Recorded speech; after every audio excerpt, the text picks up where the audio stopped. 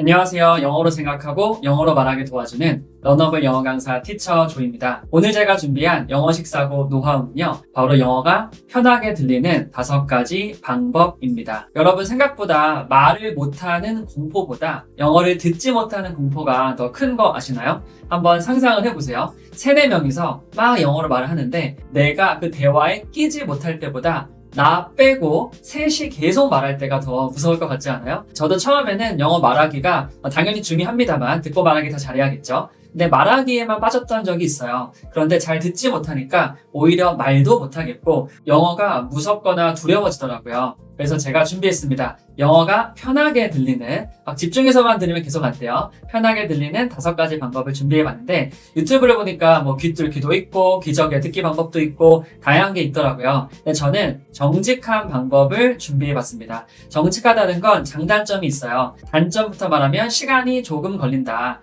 1, 2주 뒤에 귀가 뚫거나 그런 기적은 없습니다. 만약 내일 모레 영어로 막 들어야 된다? 그럼 뒤로 가게 눌러주시면 되겠습니다. 그런 방법은 전 잘 모르겠어요. 하지만 정직한 방법의 장점보다 효과를 보장한다는 겁니다. 즉 실패하지 않는다는 거겠죠. 제가 16년 동안 영어를 가르치면서 영어가 편하게 들리는 5가지 방법을 정리해봤으니까 이 노하우를 모두 여러분이 가져가시기 바랍니다. 바로 들어가 볼게요. 첫 번째는 발음 기호를 제대로 익히자입니다. 듣기를 하는데 웬 발음 기호야 하는 분들이 있을 거예요. 영어는 알파벳을 기준으로 발음하지 않고요. 바로 발음 기호를 기준으로 발음을 합니다. 그렇기 때문에 발음 기호를 모르면 영어를 들을 수가 없는 거예요. 물론 연음이 되거나 탈락이 되거나 축약이 되거나 발음 기호대로 발음하지 않은 경우도 종종 있습니다. 그게 더 구어체에서는 자연스러울 때가 있어요. 하지만 그래도 발음 기호를 모르고 듣는 것보다 알고 듣는 게 정말 10배, 20배 훨씬 더 클리어하게 들립니다. 그래서 발음 기호를 굳이 안 배울 필요가 전혀 없어요. 또 발음 기호라고 하니까 엄청나게 막 책도 여러 번 읽어야 되고 영상도 몇백 시간 봐야 되고 할 거를 오해하는 분들이 적지 않더라고요. 발음 기호는 50개가 채 안 됩니다. 50개 정도만 한 2-3시간 투자해서 제대로 이해하신 다음에 물론 따라하고 훈련하는 건 시간이 더 걸리겠지만요. 그것만으로도 영어 듣기가 훨씬 수월해질 거예요. 영어 강사에 따라서 발음 기호를 굳이 배울 필요 없다 하고 주장하시는 분들도 더러 있어요. 완전 제가 반대하진 않지만 그래도 마치 이런 겁니다. 지도가 있고 목적지를 가는 겁니다. 물론 그 지도가 완벽하지는 않아요. 한 70% 정도 맞다고 칩시다. 그럼 없이 목적지에 가는 게 빠를까요? 지도가 있이 목적지에 가는 게 빠를까요? 당연히 지도가 있는 게 낫겠죠? 그 지도가 바로 발음 기호라고 보시면 됩니다. 굳이 안 배울 이유가 전혀 없어요. 그리고 이게 엄청 오래 걸리는 것도 아니고 50개면은 하루면 다 볼 수 있습니다. 또한 제가 링크를 넣어드릴 건데요. 우리 해외 유튜버 분들 중에 발음 기호를 알려준 영어 강사분들이 많이 있으세요. 그걸 참고해도 무료로 배울 수 있으니까 발음 기호를 꼭 제대로 익혀봅시다. 영어가 편하게 들리는 2번째 방법은 딕테이션입니다.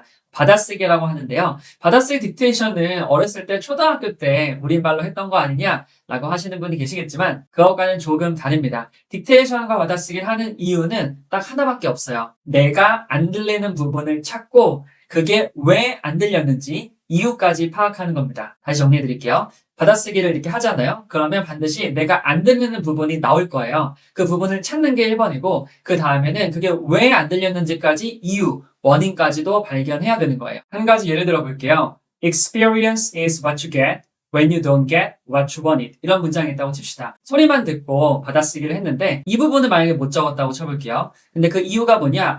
wanted라는 발음을 미국식 영어로는 wanted 이렇게 발음하는구나. 이 소리 때문에 못 적었다 라는 이유까지 찾는 게 바로 딕테이션을 하는 이유입니다. 자, 그러다가 what you get when you don't get what you wanted. 적긴 적었는데 이 내용을 파악이 안 되는 거예요. 그럼 뭐예요? 내가 이 문장 구조에 익숙하지 않구나. 그러면 그게 안 들리는 원인이 되는 겁니다. 자, 여기서 우리가 발견할 수 있는 사실은 뭐예요? 2가지입니다. 영어가 안 들리는 아주 큰 2가지 이유는 첫 번째는 소리의 문제이고요. 2번째는 이해의 문제입니다. 그러니까 영어 고유의 소리를 파악하는 것도 너무 중요하고요. 그리고 들어서 뭐 하겠어요? 내용을 이해를 못하면 안 되는 거죠. 이해도 굉장히 중요합니다. 이 2가지를 꼭 기억해 주세요. 받아쓰기를 해서 내가 못 적은 부분을 찾고 왜 못 적었는지까지 그 이유를 찾고 그걸 개선하는 게 듣기를 늘리는 가장 정직한 방법입니다. 이번에는 정독이라고 했습니다. 정독이라는 건 꼼꼼하게 읽는 거라고 해서 영어로는 intensive reading이라고 합니다. 이 꼼꼼하게 읽는다는 거의 뜻을 제가 조금 설명해 드릴게요. 첫 번째, 텍스트의 양을 아주 줄여야 됩니다. 많이 읽으면 안 돼요. 그리고 읽는 속도도 어떻게 해요? 속도도 줄여야 되는 겁니다. 하지만 정확도는 어떻게 해요? 최대한 높이는 거죠. 그러니까 엄청나게 많은 양을 빨리 읽고 문제 풀듯이 그렇게 읽는 게 아니라 아주 양을 줄이고 속도도 천천히 그리고 꼼꼼하게 읽는 겁니다. 자, 그렇다고 해서 막 문법적으로 분석을 하라는 건 아니에요. 내용 파악을 1번으로 하는 게 좋습니다. 그리고 조금 더 추가하자면 영영사전이나 그다음에 구글링, 챗 GPT 같은 것들 있죠? 이거를 활용해서 최대한 영어를 영어로 이해하는 시간을 갖는 걸 추천해드려요. 물론 제 영상에서도 영어식 사고 시리즈를 하고 있잖아요. 그런 것도 너무 도움이 됩니다. 그렇게 최대한 텍스트를 꼼꼼히 읽으면 아까 제가 두 번째 알려드렸던 것처럼 복잡한 문장 구조가 나오거나 아니면 영어식 사고스러운 문장이 나왔을 때 우리말로 번역하지 않고도 바로 영어가 영어로 이해되는 그런 단계가 오거든요. 그래야지만이 영어를 편하게 들을 수 있는 겁니다. 계속 자꾸 단어 뜻을 고민하고 막 주어를 찾고 관계대명사 꾸며주고 머릿속에서 그런 거 할 시간이 없어요. 그렇게 하면 안 들리는 것과 마찬가지입니다. 그렇기 때문에 내가 내용 파악을 못해서 안 들리는 이유가 분명하기 때문에 정도 꼼꼼히 읽어가지고 그 부분을 개선하는 겁니다. 그게 영어가 편하게 들리는 정직한 방법 중에 하나입니다. 에코잉 쉐도잉 테크닉을 활용하자라고 적어봤어요. 에코잉부터 제가 알려드릴게요. 에코잉은 처음에 음원을 한번 듣고 그 다음에 pause, 멈췄다가 그리고 다시 그대로 흉내내는 겁니다. 다시 정리해드릴게요. 처음에 음원을 들어요.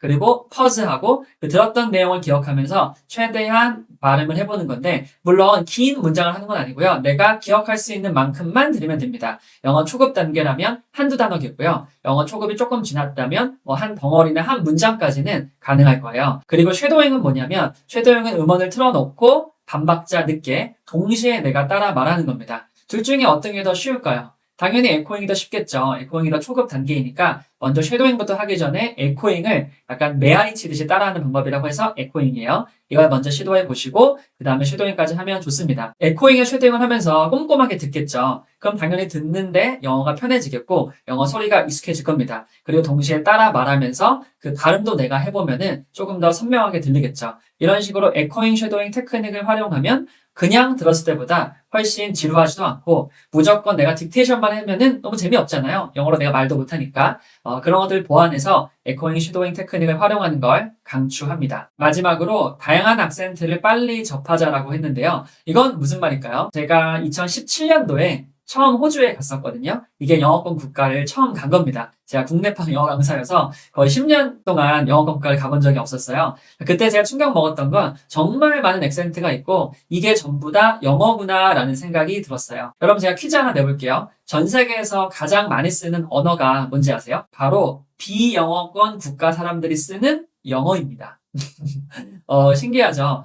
수적으로만 보면은 중국이 훨씬 많겠지만 비영어권이 쓰는 영어가 압도적으로 많을 거예요. 왜냐하면 전 세계에서 영어를 쓰기 때문이죠. 여기서 우리가 유추해볼 수 있는 건 이 영어가 정말 다양한 악센트가 있다는 겁니다. 예를 들어서 미국의 큰 회사의 중역들도 인도 액센트 쓰는 사람 많고요. 또 제가 좋아하는 유발 하라리라는 역사학자도 이스라엘 액센트로 아주 유창한 영어를 구사합니다. 뿐만 아니죠. 유럽에 가도 네덜란드, 독일 영어 다 잘하거든요. 전부 다 그 나라의 모국어 액센트가 묻어 있습니다. 그렇기 때문에 교과서 영어, 미국식 영어라는 것만 존재하진 않아요. 그래서 다양한 악센트를 빨리 접할수록 훨씬 더 이런 듣기가 편해집니다. 제가 영어를 수만 명에게 가르치면서 항상 듣는 질문이 있어요. 티처죠. 내가 필리핀 액센트를 못 듣겠다. 인도 액센트를 못 듣겠다. 터키 액센트를 못 듣겠다. 그렇게 많이 하소연하시거든요. 그게 너무 교과서 영어로만 접해서 그렇습니다. 그리고 여러분이 다니는 회사의 거래처를 한번 생각해보세요. 전부 다 영국, 미국, 호주, 캐나다 사람들인가요? 물론 그런 나라의 거래처도 있겠지만 패션업계에 종사하신다면 이탈리아 사람들과 영어로 소통할 일도 많고 또 베트남 사람들과 영어로 이야기할 일도 많겠죠.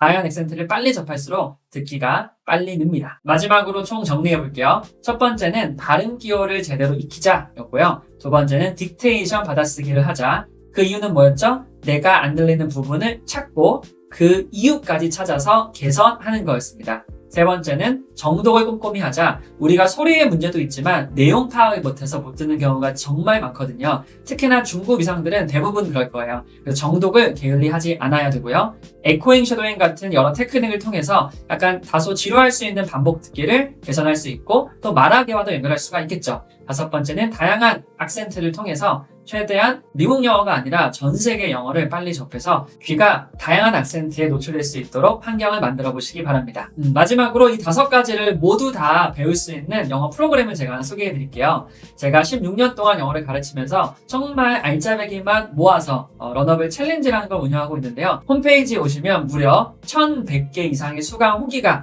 있습니다. 내용 조작 하나도 없이 아주 솔직하게 남겨주신 것들이고요. 여기에 오시면은 영어가 힘든 게 아니라 영어를 매일 하는 게 정말 힘들거든요. 그래서 매일 할 수 있게 케어도 해드리고 아주 양질의 자료, 이런 다양한 테크닉까지 전부 다 알려드립니다. 영어를 매일 할 수밖에 없는 시스템이라고 보시면 될 것 같아요. 제가 아래 답글에다가 링크를 남겨놓겠습니다. 이 영상이 도움이 되었다면 좋아요, 구독하기, 알림 설정 부탁드리고요. 지금까지 런어블 영어 강사 티처 조였습니다. 감사합니다.